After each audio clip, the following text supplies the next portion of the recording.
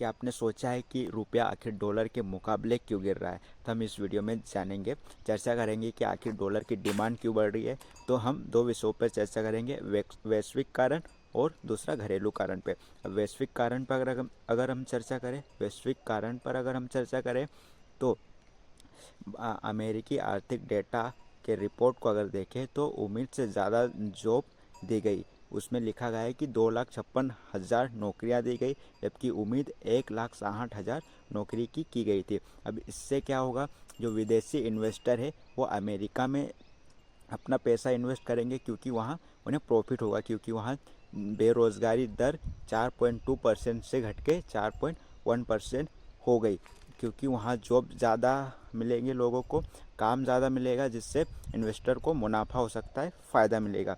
और दूसरे कारण की अगर बात करें वैश्विक कारण में, तो यूएस फेडरल बैंक जो है ब्याज दरों में 2025 में कटौती कर सकता है। यूएस फेडरल बैंक ब्याज दरों में कटौती कर सकता है। और हम घरेलू कारक पर अगर चर्चा करें तो घरेलू कारक पर हम चर्चा करें तो कच्चे तेल के घरेलू कारक पर चर्चा करें तो कच्चे तेल आयात करने में भारत 80% निर्भर है। 80% कच्चे तेलों के आयात में भारत निर्भर है। 2023-24 की रिपोर्ट के अनुसार 87% कच्चे तेल पर भारत जो है आयात पर निर्भर था।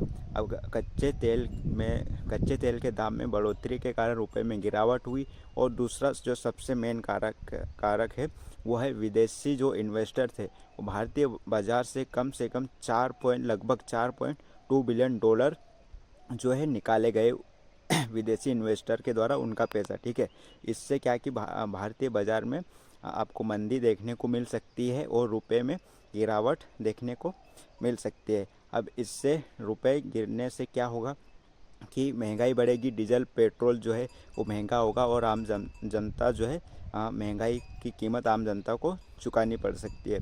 अब आरबीआई इस पर क्या कदम उठाएंगे, क्योंकि रुपए को मेंटेन करके रखना ये आरबीआई का काम रहता है। तो आरबीआई क्या कदम उठाएगी, तो ये हमें जानने को मिलेगा, देखने को मिलेगा। और रुपया आखिर गिर रहा है तो फिर निर्यात क्षेत्र में बढ़ोतरी देखने को मिलेगी भारत में। और अगर भारत से बाहर विदेश में अगर पैसा भारत से बाहर विदेश में अगर पैसा भेजे तो अब पहले के मुकाबले ज़्यादा पैसे देने पड़ सकते, क्योंकि जो डॉलर है उसकी कीमत बढ़ जाने से, रुपए की कीमत कम होने से ज़्यादा पैसे भेजने पड़ सकते हैं। और उधर से अगर कोई पैसे भारत में भेजेगा तो डॉलर जो है इंडियन रुपए में कन्वर्ट होगा, तो उसे प्रॉफिट होगा। और भारत से अगर पैसा जाएगा तो घाटा होगा, तो इससे महंगाई बढ़ेगी। और बस, जय हिंद, जय जवाहर, जय भगत। आपको वीडियो कैसी लगी कमेंट करके ज़रूर बताना। जय हिंद, जय जवाहर, इनकलाब जिंदाबाद, भारत माता की जय।